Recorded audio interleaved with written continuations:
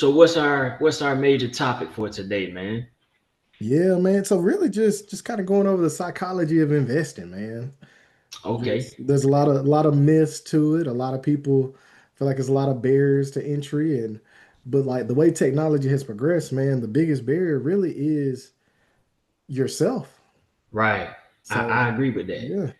And I know I've noticed that with my thinking, so for those out there who may not understand what the psychology of investing is, how would you define that in simple terms to help the viewers understand what that is? I think in a nutshell, it's just getting over the fear of investing and just really understanding that you truly can take your financial future and put it into your own hands. Right, right. I agree with that, man. And I Hmm. can, I can speak to that as far as the fear that I had and the just lack of knowledge about it.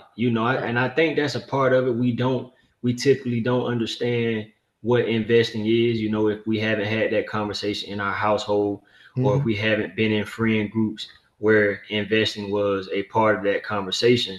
And so I remember last year when I reached back out to you to start getting some advice on things, I can see how my mindset has shifted from last year to now, man. So I'm really excited to get into this topic, man. I Yeah. think this is really going to be a great topic to help those people who may be sitting on the edge right now. Hmm. For sure, man. So, what are some specific things you feel that most people struggle with when it comes down to investing? Like, is it just fear?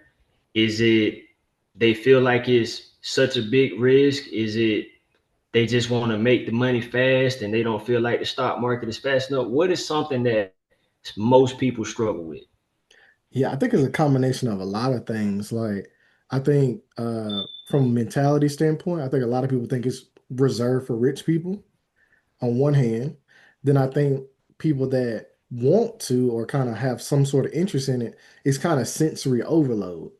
Right. You know what I mean? Because you may go on YouTube, you may try to pick up a book, but it really is like learning a different language in the beginning, in the very beginning. It Right. definitely is a lot. And it's a lot, and it takes a lot of energy to kind of filter through. Like, say you go on YouTube and you're like, okay, what is a stock? You got to go through all these different YouTube people, and you're trying to see like, is what they're saying even correct? So Exactly. that's hard. Exactly. And then to add to that, not only is what they're saying correct, but can I understand it in the way that this person is explaining it? Is this person putting it in a language or is this person using terms that I can understand? Because I notice with myself, like certain people, I just don't want to listen to. The Yeah, knowledge may be great, but it may be their voice, yeah, or it may be, just something about the way they explain it. I'm like, nah, I could go over here and listen to my guy Paul, and it makes more sense than when I'm listening to such and such. Not to say that one person is better than yeah. another, but it's not a one size fits all. I think you find your trusted voice, and you can kind of relate to how they explain things and some of the stories they told, and that helps you overcome that fear of investing as well. Yeah, no doubt, no doubt. Yeah. I was going to ask you, do you think the lack of representation in finance contribute to the beliefs like that investing is not for us? I do because a lot of times in life, it's easier for us to do something or have the desire to do something when we see people who look like us do it. And is in a way I feel like that's unfortunate because what do we typically want? We typically want to be, a hoop star or a Hmm. football player. Because when you look at the basketball courts and when you look at the football fields, you see a lot of us, right? Yeah. Or we want to be rap stars because when we look at that hip hop space, we see us, right? When you don't always see a lot of people who look like you in that financial space or a lot of people who have become successful investors or successful traders, it's almost like we think it wasn't made for us. Hmm. We think we can't get a foot in the door, you know. And then over the last, I would say over the last 5 to 10 years, I've really noticed a lot more people who look like us, who walk like us, who talk like us, Hmm. who really are doing this. And I do see more of us getting into it, you know. And when I say us, part of that, you know, we are talking about African American, but a part of that is also talking about lower class and middle class. Yeah. Cause I don't think it's just race related. You know, I think it has a lot to do with the lower class and the middle class as well. Because typically, I feel like most people in the lower class, I feel like they are going to be more afraid of investing and getting into the stock market than Hmm. people in the middle class. Yeah. And then people in the middle class, I feel like are gonna be more afraid of people in the upper class because when you only make a certain amount of money, or when when you haven't been exposed to investing early on, you're just afraid that you may feel like you're gambling your money and that you're gonna lose it all. Or Hmm. you may feel like you're putting money into something and you can't access some of your money right away if you need to. Oh yeah, that's a great response. That's a great response because like you said, it's not just race. Yep. Like even in my line of work as a physical therapist, like I work around people of all different races that they're like, "Well, I don't know anything. They make a six-figure salary, Yeah. but then they're like, I don't know where to start when it comes to investing besides like the Yep. 401k from the job. For sure. You You know. know, I want to add to that, man. So I think the 401ks are great. And personally, being in the military, we have the thrift savings plan. I think the thrift savings plan is great as well. But I also, over the last couple of weeks, I've been posting short little videos on my Snapchat, just talking about stocks and different ETFs and just sharing things with people because Snapchat is a platform that I don't always use, but when I use it, I try to say something positive, you Right. know. So I've been posting a few things on there lately, and I saw a few people started to screenshot and screen record, and I'm like, okay, they really listening. Yeah. And some people would message and be like, hey man, I just want to let you know I screenshotted this because I said, man, listen, I'm trying to help you. You ain't got to Right. ask me, can you screenshot? Like, I'm trying to help you just like the people who have helped me, right? Yeah. But I thought about it and I was like, I totally just forgot what I was gonna say. I literally forgot where I was That's going with all that. good. It's all But good. but but anyway, man, But you out there, ah, you're trying to spread the message. You're trying yeah, to help I educate people. You're I trying to lost break it. down that barrier of fear. Right, Like, exactly, exactly. I yeah. totally lost it. It'll come back to me later. Yeah, yeah. I That's swear it'll come cool. back. It's all good. So man, I hate when that happens. Like you got something good to say, Yeah. and then boom, your mind just goes blank. It's all good. Okay, so let me ask you something. So Yeah.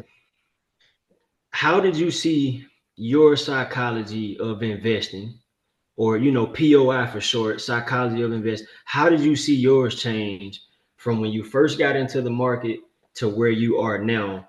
As I mean, honestly, I see you as a seasoned veteran, man. So Yeah. how did your psychology of investing change from the beginning to year one to where you are now?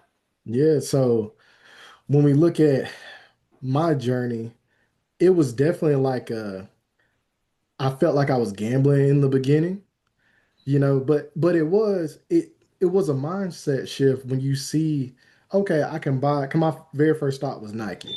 Right, Bought Nike, then I bought Apple. right, I It's definitely gambling when you don't know what you're doing. right, We don't know how to read a balance sheet, income statement, this and the third, run projection, stuff like that, right? So it went from gambling. Then I saw like, oh, I can get a dividend. The company just pay you money for holding the stock. Oh, you right, see the appreciation, it just goes up for you having it in your account. Then it goes to as you learn more, and then you learn more about the economy in turn, not more just about stocks. When you learn about the economy as a whole right. and how the system's set up, you shift from, oh, am I gambling? Am I taking these unnecessary risks to this is necessary? Like Hmm. that's where I'm at nowadays. Like, no, this is necessary. We have to Right, do this. right. Like just the 9 to 5 is not gonna get it. It's not. And I Mhm. like I like that you say it's necessary.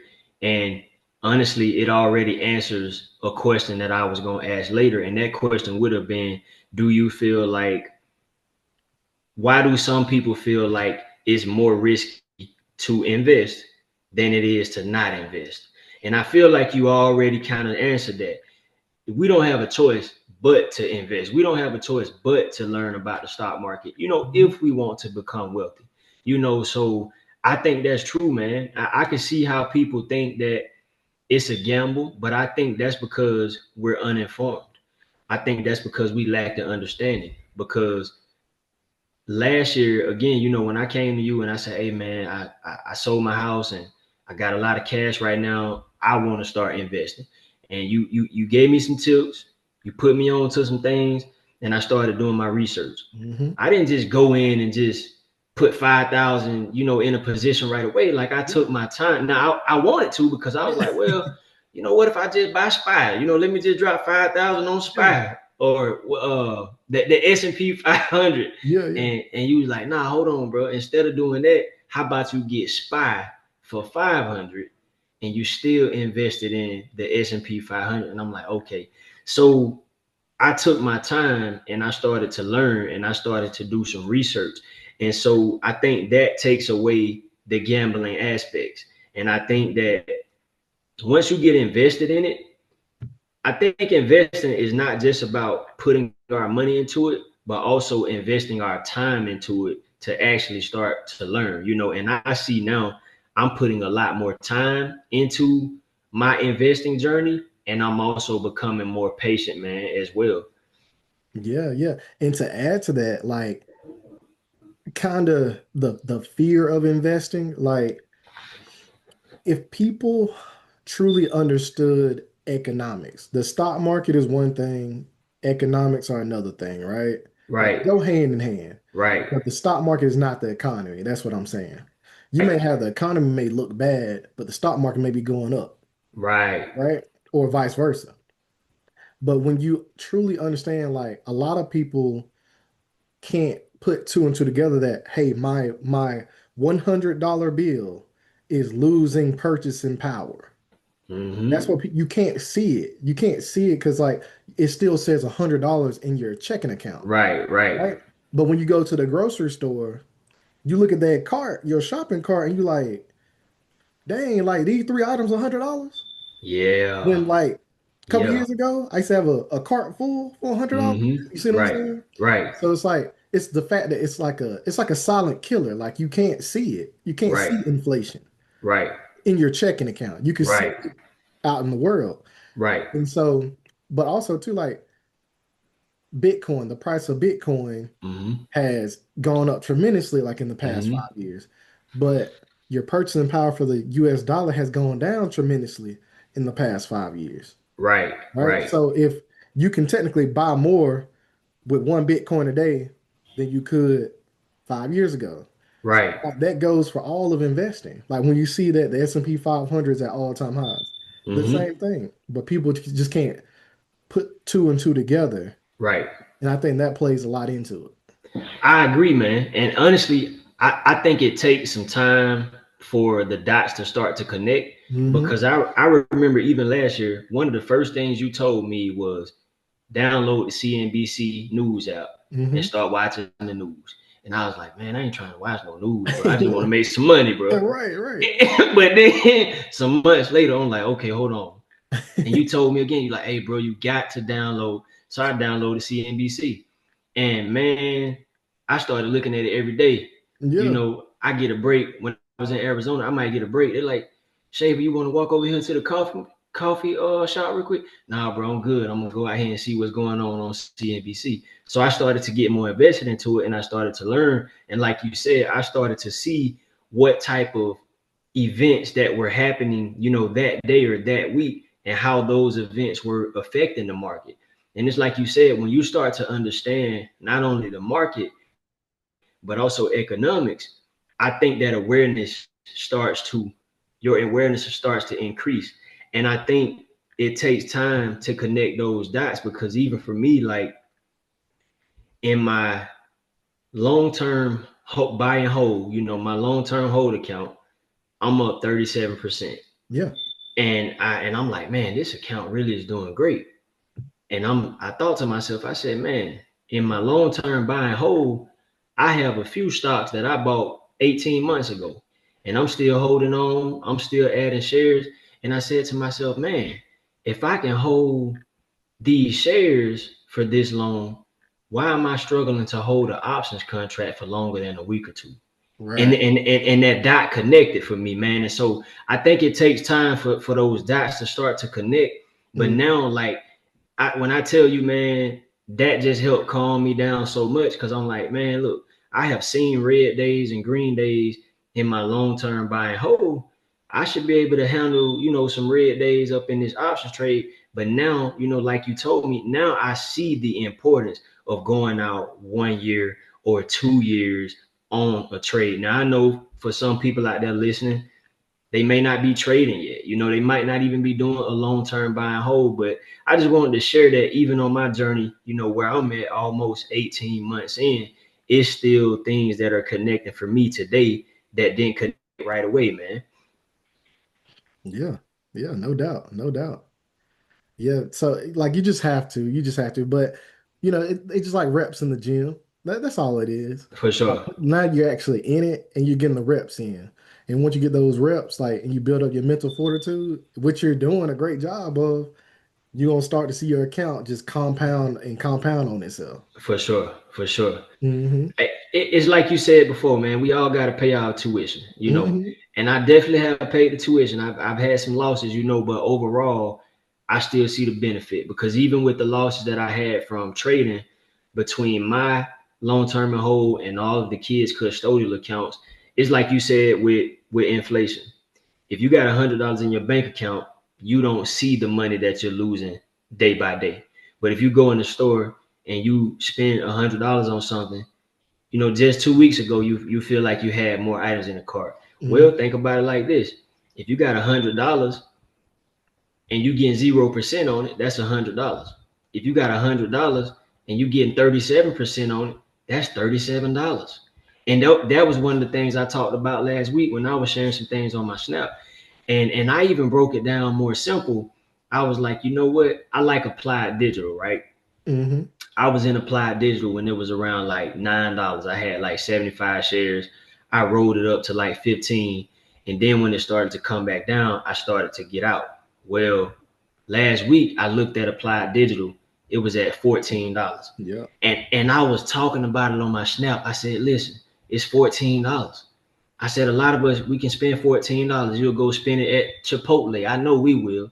I Yeah. spend $14 at Yeah. Yeah. Chipotle quick, right? So I said, look, think about it like this. Say you get a share of this for $14. Within a week or two, it might be back up at 17. Before you know it, 3 days later, it was up at 18. Now, I didn't really know it was going to happen that fast, Right. but that's just me starting to learn and understand certain Mm. trends with certain stocks, man.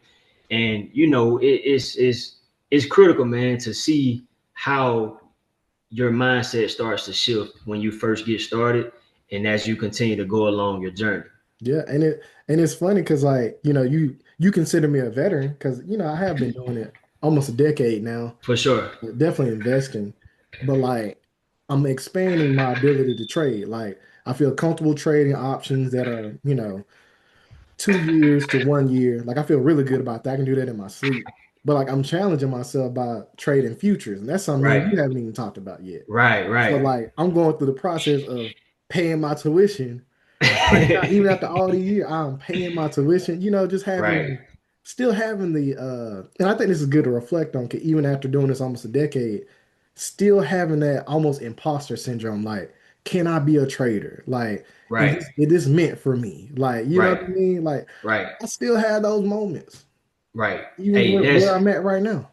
I appreciate you for Yeah. being transparent on that, man, because I won't lie. It's like I told you several times, like, I appreciate everything you have taught me. But at times, I don't want to say but, I appreciate everything you have taught me. At times I've got frustrated with myself Hmm. because I'm like, man, can I really do this? Like Yeah. you said, I'm having imposter syndrome. Like, Yeah. man, I don't know if I could do this the way Paul do it, man. I don't know Yeah. if I'm patient enough. And you might teach me a new strategy or share with me a strategy that you use, and I test it out. I'm like, okay, cool. But like I said, man, I can honestly say over these last couple of weeks, I have become more patient and more disciplined, and I pick and choose when I trade. At first, when I first started trading options, I'm like, you know what? I got to trade every day. I was trying to be a day trader, and I'm losing money like crazy. Yeah, And yeah, and then I was like, man, I can't keep doing this. So then I might take a week off.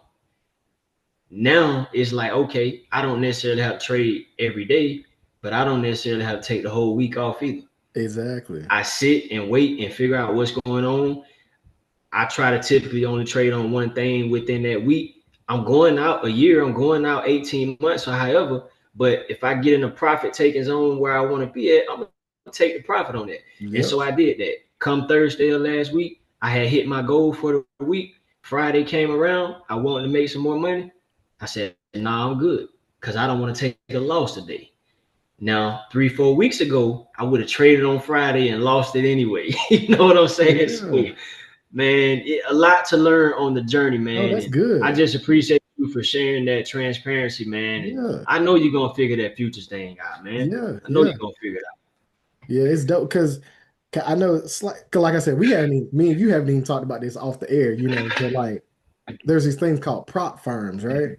So Right, it's right, like you'll do a challenge, and like I'm doing a $50,000 challenge right now, right? So it's like right, you have to, in a month's time, you have to make $3,000, but you can't lose 2,000. All right. right. You hit your goal. Now they give you access to a $50,000 account. And like you could Okay. place your trades. But it's limited though. Like you can't lose, two, $3,000. And if you do, you gotta start all the way over. Wow. But you make profits, it's an 80-20 split your way. Right. So it's like, you take $1,000 out, you get 800, the company gets 200. That's what's So that's up. what I'm currently working on right now. Just a chat. I have my own private futures Right, account, which I'm right, profitable in, but like I make smaller trades in that. right, But I know like utilizing a prop firm, I could take these bigger trades, right, and try to hit larger numbers. right, right, So like I failed the first time because I didn't know that I was actually on the test. I thought I was just doing simulation, which right, I found out you go through simulation and that's the test. right. You got to go through simulation, then they give you access to like a live account. Okay. Yeah, so I didn't know that. So I'm just in there, just throwing the ball up. Then it's like, oh, you broke rules. I'm like, what? Then I went Right, in again and I overtraded. Like I had did good. I had made progress. I was well over halfway there. It was a no news Monday, and like for people that trade, Mondays are usually not the best price action days, right, right, right? And so like I don't work on Mondays. So I was like, I need to press the button. But like that's beginner right, over trading, what you shouldn't, and I know better than that. right, right, But even with my years of experience and like trying to day trade now, like I'm going through this again. Like I'm kind of right, learning stuff. You know what I right, mean? So right, it's a constant. It's almost like golf. Like right. unless you're like but even Tiger Woods, like even somebody like Tiger Woods, he spent so much time trying to perfect his swing, and I can't remember when it was, but I watched him on it. He had already had some green jackets, right? Right. And so he had changed his swing up. It took him, the Tiger Woods, 2 to 3 years to be able to Wow. perfect the new swing Wow. to get back to masters level type competition. Wow. You see what I'm saying? So Right, somebody right. on his level. And I compare trading to golf because it's almost one of those things you can never be 100% perfect, Right, right. but you can always work at it. Like, you know what Right, I'm right. saying? Right. And I so like like that. that, so just kind of going through that Tiger Woods story just gave me more confidence. Like, okay, it's not gonna be perfect, but let me continue to work on it.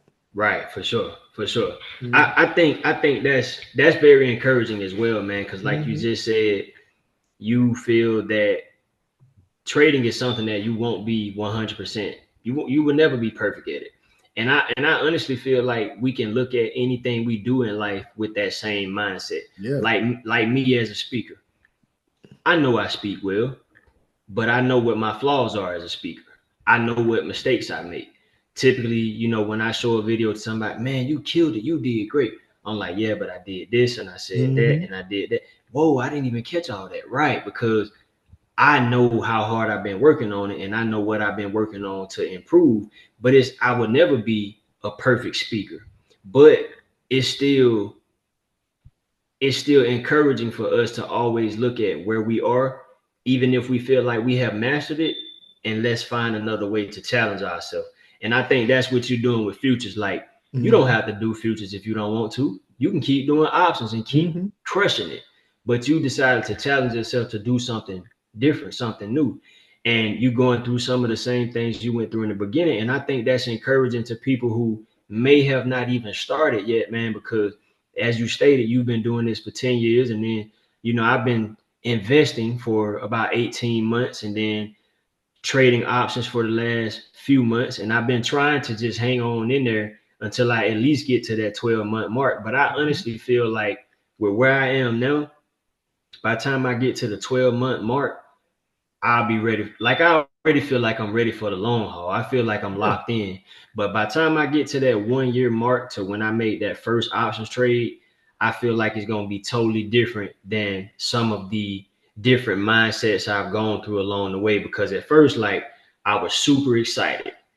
And then I got kind of nervous. Hmm. And then I started feeling like, man, I don't know if I can do this. Yeah. And then I felt defeated, like, man, I'm Yeah. just, and then I came back up again, So, and I think there are different feelings and emotions that we go through when trading, and that brings me to another question I wanted to ask you. How important is it for us to strengthen our mindset generally, not just our mindset as an investor, learning things related to investing, but generally, how important is it generally to shift our mindset, and how does that help us strengthen our mindset when it comes to investing? Yeah, no, it's very important. Um, there's mixed ideology when it comes to investing and trading, because you'll see some traders and investors say investing, and I'm going to use the word investing and trading like interchangeable here. Right, right, right, Like that trading is 90 to 95% psychology. Some will say it's a little less than that.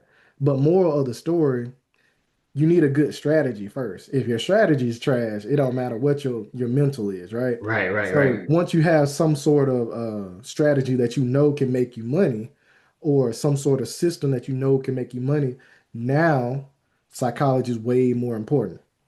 And so that's the big thing. So you have to have discipline. So discipline is the really the number one factor. If you don't have a lot of discipline in your regular life, it may bleed over into your investing and your trading.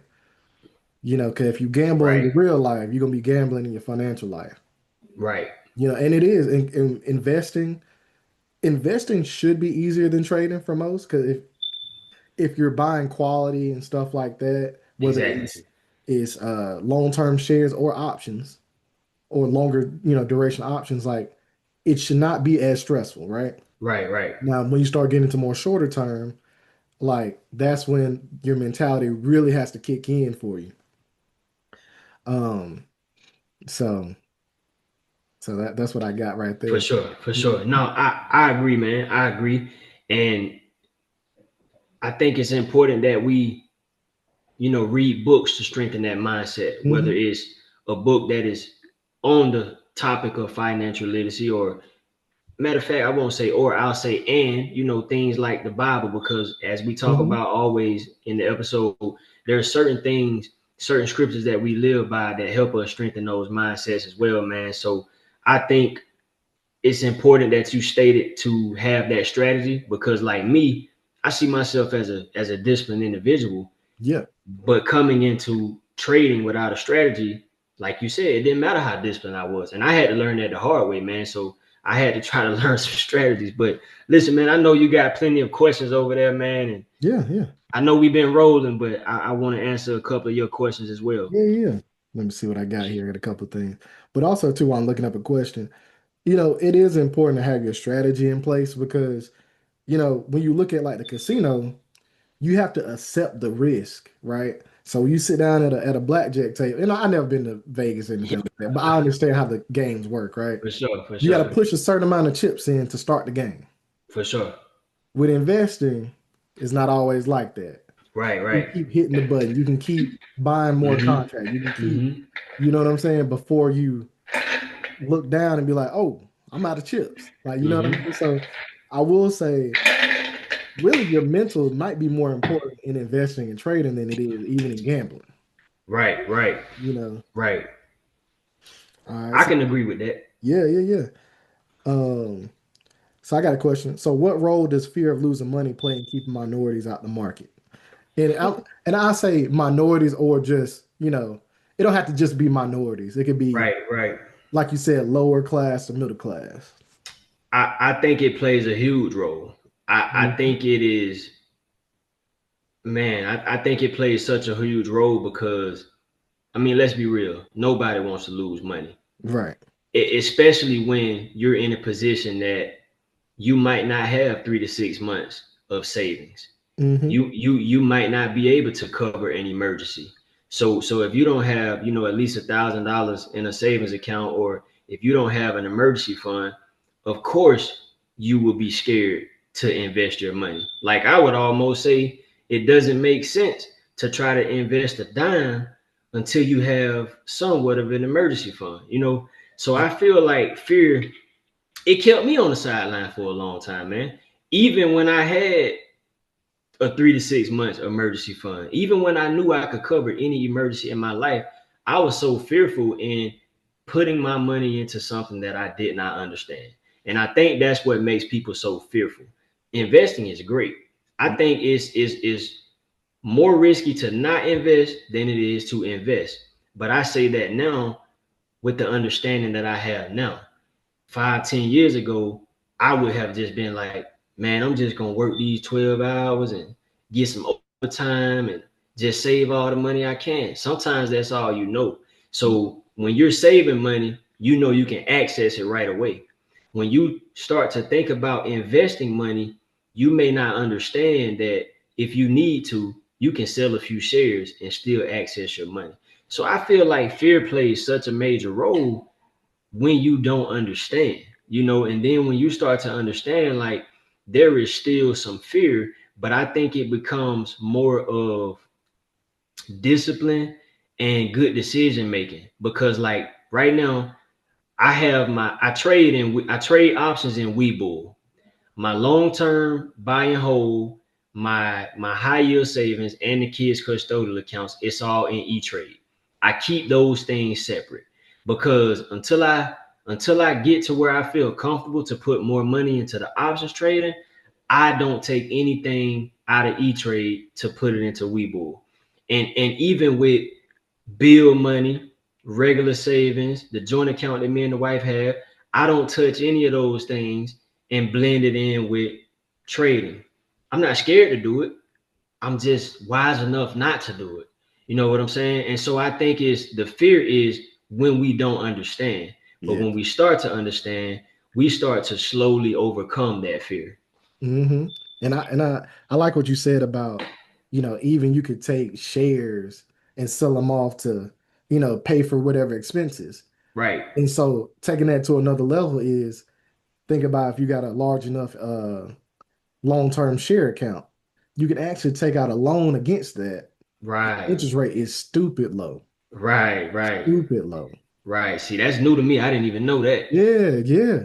That's So, what's up. but you always do want to be in a position where you don't have to take out shares, for Right. personal expenses. That's the goal, but Exactly. that is something that you can do, For depending on sure. what account you got it up under.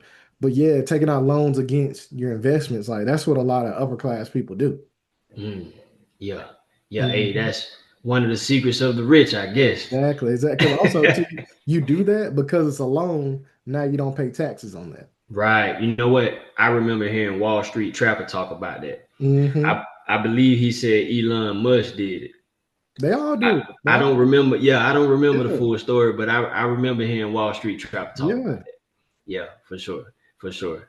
And you know what? On that note, I just want to say, you you and Wall Street Trapper, like I actually know you. We know each other, right? Hmm. So it takes it to another level for me.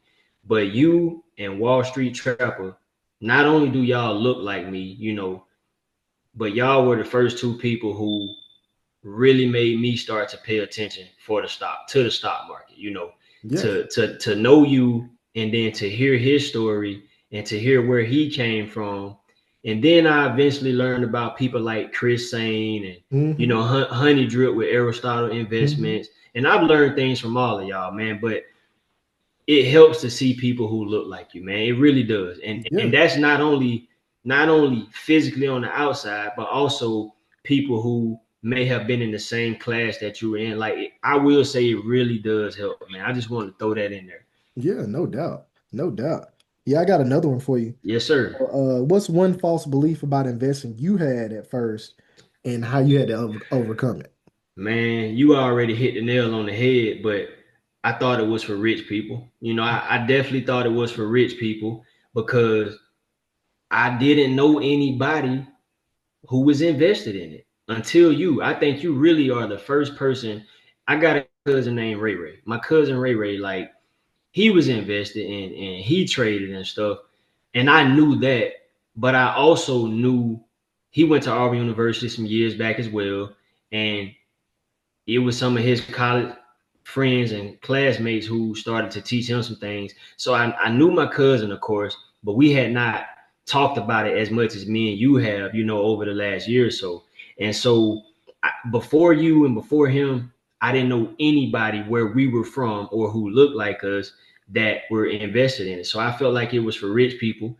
And that's the biggest one, man. I feel like it was for rich people, and then two, I felt like you had to have a lot of money. Like I didn't know a certain amount of money, like I couldn't put a dollar amount on it, but I just felt like with working to 9 to 5, I didn't have enough to invest. But Right. then when I started to learn that you can get shares of a company from $10, $25, Hmm. $50. When I started to learn that, and then like you said, I started to learn about all of the companies that we already know of who have stocks.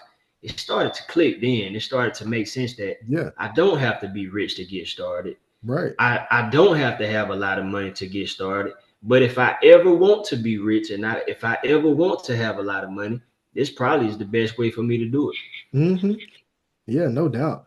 And then I will say, like, the barrier to entry has definitely been lowered because, and that's really shout out to Robinhood for all that because, For like, sure. they really put pressure on the game. Because Yeah. when I started back in 2016, uh, like, I still got my E-Trade account. That's why I use Right. same for my long-term investments and stuff like Right. that. When I bought one share of Apple, one share of Nike, you had to pay commission fees. Like I had to pay, Right. I can't remember what it was. It was somewhere between $5 and $10 Wow. just to buy one share. And like Right. Nike back then was like $50. Yeah. So I got Yeah. to pay $55 to get one share. That's But crazy. nowadays, it's no commission fees, and Yeah. you can buy fractional shares. You can just buy Yeah. a piece Yeah. of the share, Yeah. just with a couple dollars. Yeah. And I started with Robinhood as well. When I Mhm. first started last year, I started with Robinhood. And honestly, I feel like Robinhood is one of the easiest, if not the easiest, platform to start with. They stepped it So up big time. for sure, for sure. So I just, as a spinoff, I wanted to ask if there's anybody out there listening right now who does not have a brokerage account, and you need to give, you want to give them a simple place to get started. Would you tell them to get started with Robinhood, or what would you say? Oh yeah, definitely Robinhood or Webull. For Like sure. starting because either one of those accounts you could buy fractional shares. Like your Fidelities and your E Trades. Like that's gonna be more for. I would say you can have a smaller account, but you only can buy a whole share. So Right. like Netflix is like almost $2,000, right? Right. So Right. like over on E Trade, you got to have the full 2,000. Right. Right. You go Robinhood Webull, you could put in $5. Yeah. Yeah. You know. Yeah. So For definitely as sure. a beginner, start off on a platform like that. For sure. That's Mhm. good, man. That's good. That's good. I want to add to that. I know I keep adding, but hey, I knew we would cook on this topic, Yeah, man. yeah. I knew we would because it's just so much. So again, I started with Robinhood last year. Hmm. I moved to E Trade once I felt more comfortable, and after we had continued to talk about some stuff, and then I opened up the options trading in Webull, and I like that. Now I got the wife set up with Vanguard Hmm. because I wanted to see what Vanguard looked like, and I had did some research on it, and I might move to Vanguard one day. I don't know if I move everything to Vanguard, but I like Vanguard as well. So the wife is in Vanguard, and then I got those other platforms, and I've put a couple of my family members on Robinhood and E Trade as well, man. So definitely some great places to get started Yeah, you can't go wrong. Can't go for wrong. sure, most definitely. Yeah. Let me see. How can things that we deal with in our personal lives shift our thinking when it comes to investing or trading? Oh yeah. Definitely. I would definitely say it depends on how your life is set up. If your life is you kind of live in fight or flight mode, you may feel like, man, I need to flip some quick. I need to flip some quick, which can be detrimental to your investing or trading. You have to find peace in your life. You have Right, to understand that the stock market shouldn't go anywhere. Because like just kind of going off on that topic, man, just really think about it. Just really think about it. If the US stock market went to zero tomorrow, all the people that have 401ks and all these other kind of investment vehicles and stuff, think about the United States would just collapse. It would literally right, collapse. right. So it's a vehicle that's designed to stay up, up and to the Exactly, right. for That's sure. what it's designed to do. Now it's gonna have these 10, 20% pullbacks, but those are only opportunities to get in to ride the wave back up. Exactly. But I know I kind of got off topic a little bit, but that's what it is. It all goes together. Like if you just feel like you have a hectic life, you may be in a place where you over leverage yourself, or Right, you take more riskier plays than you should. right, You know, right. Definitely, definitely. I agree. And I think that's a great answer, man. Mm, Great answer. Great answer. yeah. So, do you feel like you need to pay off all your debt before you invest? No, absolutely not. Because let's be real. If people wait until they pay off all of their debt before they start investing, they will probably never start investing. Hmm. Like I know, a lot of people preach pay off all your debt first. But you also have people out there who preach the opposite. You have people out there. I just saw a rich guy the other day tell people, no, don't ever pay for your house in cash. Get a loan on it, take out a home equity line of credit, take that money and flip it over here. And Hmm. it's the stupidest thing if you would pay your house off in cash. And I was like, wow, he rich. So I guess he knows something. But I never heard that one before, But I feel like, man, I have a friend who I used to be in the military. I'm still in the military. She's not, but we were good friends, and she makes plenty of money. And over the last couple of years, I have encouraged her several times to get started investing. Like she has a 401k, but I try to tell people 401ks and thrift saving plans, I think they're great. But when you start to manage your own investments, I think you take it to a whole nother level. I Hmm. think the 401ks and the thrift savings plan can't compete with you going into E-Trade, going in to look at your stocks and your ETFs. And I feel like you have a lot more say on how much money you could potentially make Hmm. in return, right? So, but she always says, I'm working on paying off all my debt. And she's been saying that for the last 3 or 4 years. Yeah. And I'm like, you're so stuck on paying off all that debt, you don't even understand and realize that the money you're saving, you could take some of that to start investing it, generate bigger returns, and you could maybe use some of that money to pay off your debt faster. But sometimes I think we get so locked in on doing something one way, and we just feel like we have to have all of our debts paid off. Now, don't get me wrong. Outside of the house and my car, I don't have any student loans. I don't have a credit card debt. Those are the only two debts I have. And My next big goal is to get the car paid off, obviously, because then from that point, me and the wife plan to work on paying. We pay ahead on the mortgage right now, but we want to pay more ahead so that we can eventually ultimately pay it down faster. Hmm. Now, say it takes us the full 30 years or 20 years or 15 years to pay off that mortgage. If we wait 10, 15, 20 years to pay off our mortgage before we start investing, man, that's thousands, if not millions of dollars that we will miss out on. So nah, man, I don't think you need to have all of your debt paid off before you start investing. I think you should prioritize paying your debt off, but I think you should go ahead and start investing as well. Yeah, yeah. And the reason I asked that because, somebody who's real popular in the finance space is Dave Ramsey. Yeah, yeah. So like that's kind of his motto. Like you just attack your debt aggressively. And like Mm-hmm. I have seen it work for people, and it's definitely not the worst thing in the world, but you got to be Mm-hmm. intentional. You Mm-hmm. can't be, hey, if you are going to go the debt route, you can't be, yeah, I'm gonna pay off my debt, trip to Miami, pay Mm-hmm. off my debt, Yeah. Jamaica. Like you see what Right. I'm saying? Right. And you got to be truly intentional. But on the flip side, the opportunity cost. Right. So now I'm trying to think. It might have been 2018. I think it was 2018. I think I can't remember exactly. Whenever, but Meta was. I think they were still called Facebook at the time, and I Mm-hmm. remember they had dropped, and the price was like $88 a Right. share. The opportunity in Meta right now is like what 750, almost 800. It's up there. Yeah. So that's what I'm saying. So it's like I missed out on the opportunity because I was looking putting money elsewhere. Right. Meta may never ever go back to $88. Right. You see what I'm saying? Right. With just a few shares at Mm-hmm. $88 and it's going for 750, 800 today. Right. Right.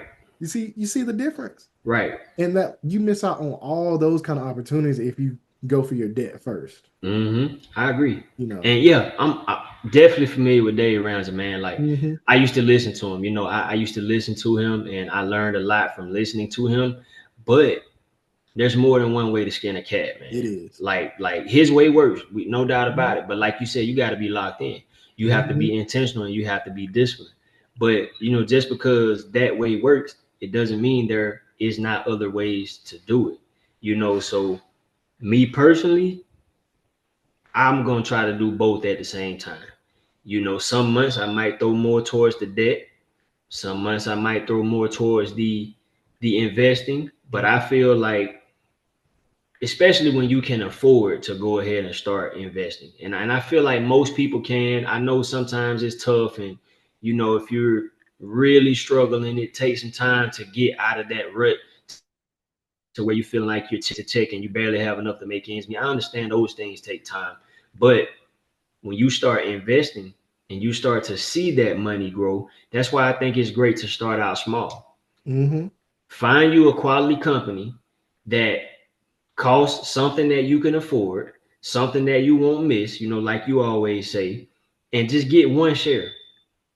See where that one share goes, and then get another share. Now, because it took me some time to understand that the stocks are going to pull back. The stock market is going to pull back. You may have a 10 to 20% correct or a 10% correction, but it will go forward. It's just like last week.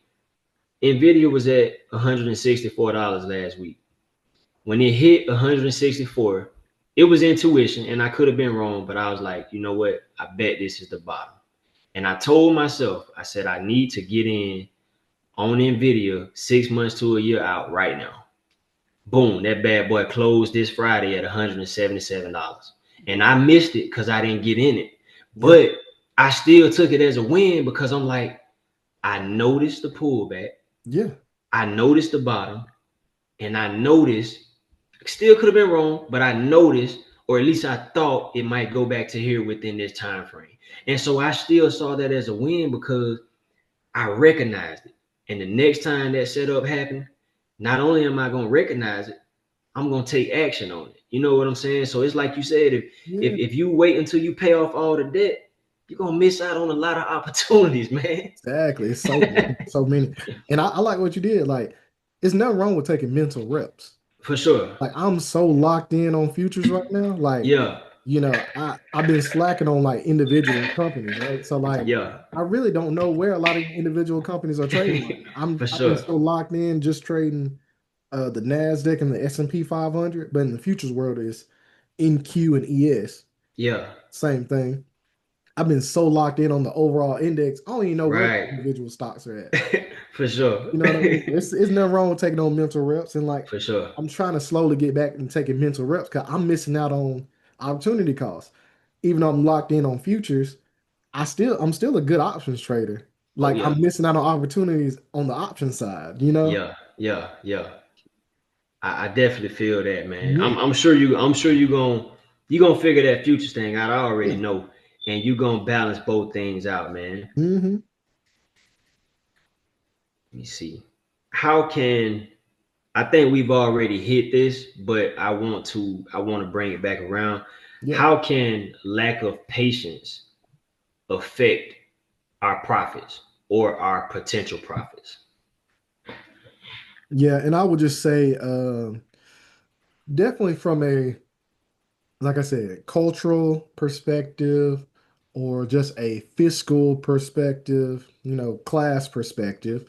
When you don't come from much and you're not used to it, you're less likely to let your trades run. You're less likely to let your stocks run because all of the money is in the long-term buy and hold. It's just not sexy. Right, Like Warren Buffett didn't get a billion until he was in his 50s. right, How many, we're early 30s, so it's like it's kind of tough to be like, I'm not gonna see something pay off till I'm 50 something. right, Because right, from right now, that's a while away. right, for you sure. know. So I will say it's definitely, even though it's not sexy, the long-term buy and hold is definitely where it's at. Right. And patience is definitely key. Because a lot of people want to they'll buy shares in the long term, they'll call it a long-term account. They'll see Mm-hmm. something go up, 10, 20% and like, oh, let me Yep. cash out. Yep. Yep. But then you check.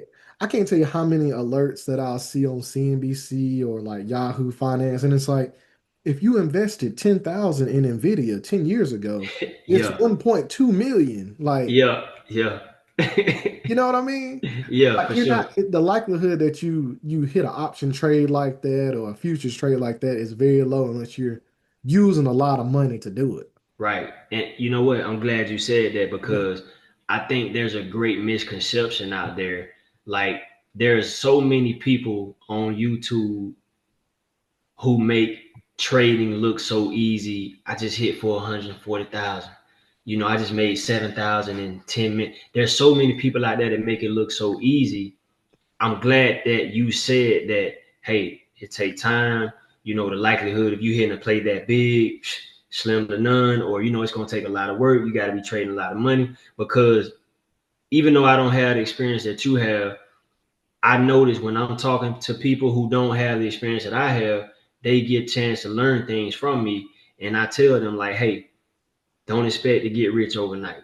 Don't expect for that $1,700 that you invest today to be $100 tomorrow. But like you said, when you're not used to having some extra money, when you're not used to making some passive money, as soon as you see something go up, you may want to take it. Because I know I felt like that at times last year as well. The one thing that really helped me is like I had sold my house. And so I made a big profit, a huge profit, bigger profit than I ever seen in my life. Yeah. But I had the discipline to not go blow all of that money. And then, with me being deployed, I was making some extra money at that time as well. So, like, just because I bought Netflix last year when it was around $600. I saw it go up to $1,200.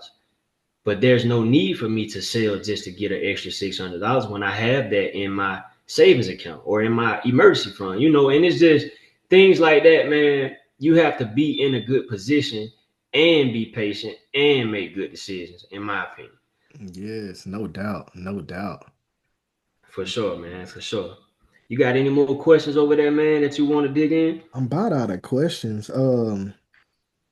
I did want to share a couple books that I Absolutely. felt Yeah, like yeah, yeah. Let's do that it. I feel like, will help people that are, new to the space. Most definitely. Um, I got a ton on my bookshelf. Let's see. Definitely, I don't know if you can see this right here. Money Master the Game by Tony Oh yeah, Robbins. yeah. I've seen that one Yeah, before. yeah, that's a good one. Man, Atomic Habits. Right. That's a good one. Let's see what else I got. A couple more audiobooks I got that I'm listening to. For sure. This is more of like for trading, but definitely those first two definitely good Right. for like investing and like building good habits and For discipline and sure. stuff. For sure. But Trading in the Zone by Mark Douglas, Yeah.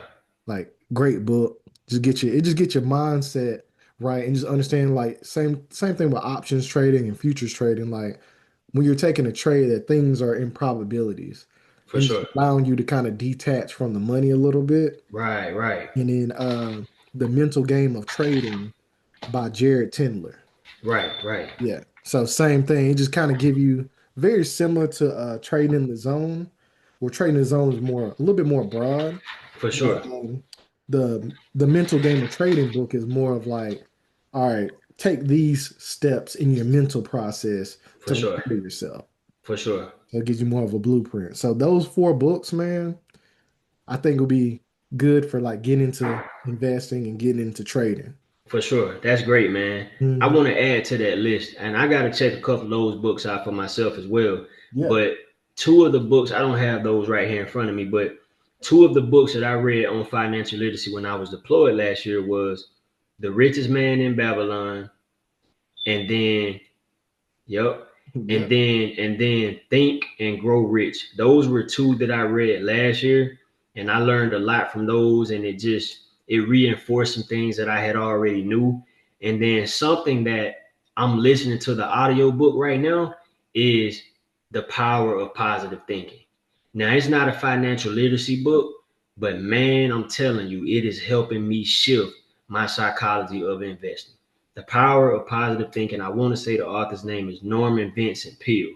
And Coach Barker actually put me on to it. We were talking one day, and he's like, "Hey man, what do you think about listening to this audio book? You know, we can listen 30 minutes at a time and we can share notes back and forth." And Yeah. that's what we've been doing, man. And so far I've listened to the first hour, but I have listened to the first 30 minutes about 3 or 4 times, and I listened to the second 30 minutes about 2 times, and I've been writing down some notes, man, and it's been shifting my mindset and some of the mental cues and some of the dots and the connections I told you I've been making. A lot of it has came from listening to the power of positive thinking and just transforming my thoughts, man. So those are the books I have, man. So Yeah. Yeah. That's dope. now at this time, man, I know it's time for us to get into these scriptures, man. Like Yeah. Yeah. we already been cooking, but I feel like this really puts the icing on the cake, man. So Hmm. what is the first scripture that you would like to bring out and just expound on, man? All right. So this one is in the book of Luke. From let's see, from everyone who has been given much, much will be demanded, and from the one who has been entrusted with much, much more will be asked. Mm-hmm.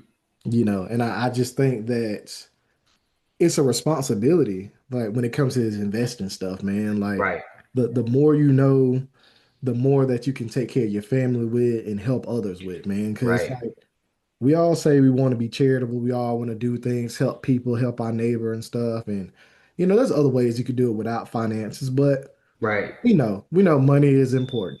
right, right. It's important. And I feel like and that verse really hits me, man, because I had a patient I worked with years ago, and just an older gentleman. You wouldn't even know that he had multiple M's, right?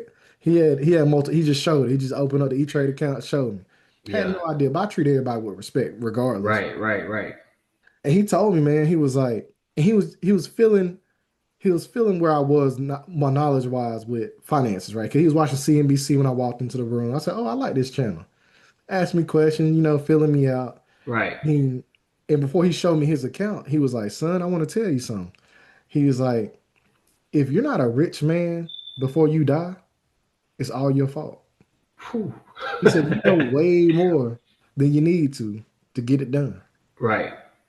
And like to me, I've never forgot that. I think about it all Right, the time, man. right, right, I right. think about it all the time, you know. But I do think that verse just, translate into life as a whole, man. Like, Mm-hmm. just have a responsibility to, take care of our family and take care of our neighbors. Right, right. That, hey man, that's I like that. I like what that gentleman told you as well, and Hmm. that's definitely something that will stick with you, man. You Hmm. know, the first scripture I have, it comes from Second Timothy. This is probably the first time that I don't have a scripture that comes from Proverbs.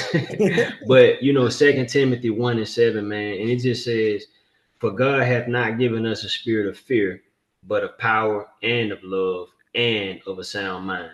And I think how that ties into what we talking about is when we're operating out of love, and when we're operating not in the spirit of fear, and when we're operating with that sound mind, that's going to help us in every area of our life, not just investing. That's going to help us in our marriages.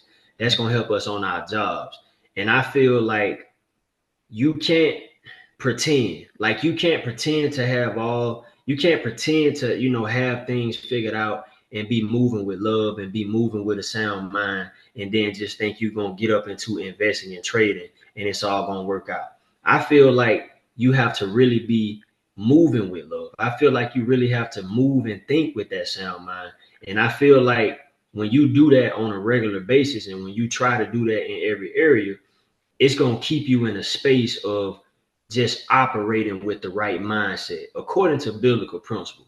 You know what I'm saying? Because sometimes we can think we're doing things the right way. We can think that we're treating people the right way. But if it's not in accordance with scripture, I think we really have to look at that. And again, I just think that helps because focusing on the sound mind part, you got to make good decisions when it comes down to your finances, when it comes down to your investing, your trading, your spending habits, right? And if you're not operating within that space, it's not going to work out. Hmm. No doubt. For sure, man. Do you have another scripture that you want to share? No, I only have one. This go. Okay, You for got some sure, more? for sure. Yeah, Okay. I got a couple. Now I was slacking last time. Last time you had the scripts and I didn't have any. I felt bad. I was like, man, I gotta. So I won't talk about the parable of the talents because I believe you hit that one last time. But Ecclesiastes, I might have shared this one before, but Ecclesiastes 11:2, it says, "Give a portion to seven and also to eight, for thou knowest not what evil shall be upon the earth." That scripture is stressing the importance for us to invest in multiple things. Yep. It stresses the importance for us to diversify our investments. And, to give a shout out to Coach Barker again, he always says, man, there's a lot of financial literacy in the Bible. We just don't always catch it. Sometimes we miss it. And that's one of those things right there, man. And then I want to share one more. Now, this one comes from the book of Ecclesiasticus. Now, Ecclesiasticus is said to be like a third or fourth book of Ecclesiastes. It's worded slightly differently, and it was in the original King James Bible of 1611. So it may not be in the King James Version Bibles that we go in the store and buy today, but I have access to it, right? And I read from it. And this scripture, Ecclesiasticus 11:14, it says, prosperity and adversity, life and death, poverty and riches come from the Lord. They all come from the Lord, right? And so as I've been reading through this book lately, that scripture just been sticking with me, man. And even though I'm in a space in my life right now, like savings accounts looking good, investment accounts looking good, we living good, we eating good. I do have, we do have one thing that it's frustrating sometimes. And I shared this with you before, and I want to be transparent with the people.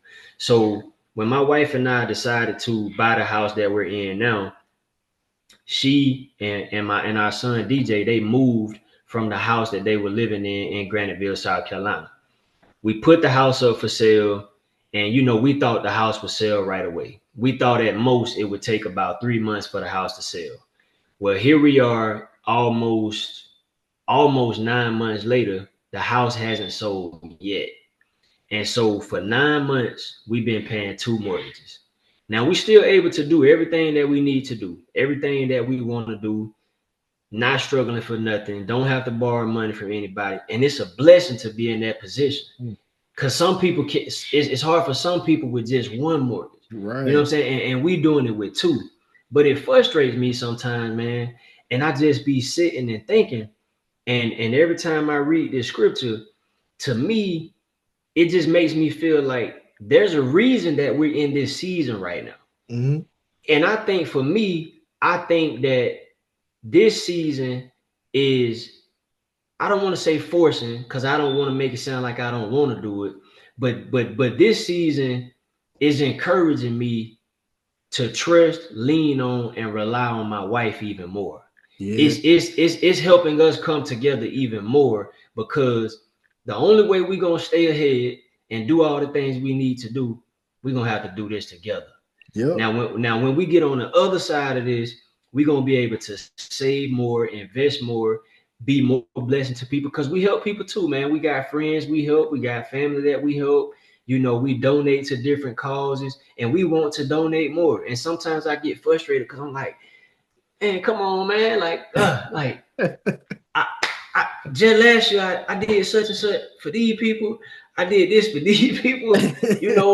I bought this for that person. Yeah. Like when you gonna? Yeah, but every time I come across the scripture, I'm like, I just gotta be patient, and I just gotta know that every big payday I done had, every options trade that I've been successful on, that 37% in my account, the 27% in the kids' accounts, like at the end of the day, he has his hand on everything. And yes, we putting in work and we learning and we studying and we growing. But at the end of the day, I feel like he still has to open doors for us in order for us to be successful in something. And so I just say this to say, for whatever space that we might be in our life, just know there's a reason for all of it. We might not always understand it, but just be reminded prosperity and adversity, life and death, poverty and riches, they all come from the Lord, man. So I just say that to say we always got to be grateful. We can never be too boastful. We can never be too prideful. We always got to give glory to who blesses us and who gives us life, man. Mm. Yeah, you said something there. For sure, man. For sure. For Yeah, sure. no For doubt. sure. I think that's a good Yes, way to sir. end it right there, man. Yes, sir. Hey, I appreciate it, man. I really enjoyed it. Like I knew, Yes. I knew this was gonna be a great one, man. Like, Yeah, yeah. hey, we up in here like Canelo and Crawford last night, bro. Like,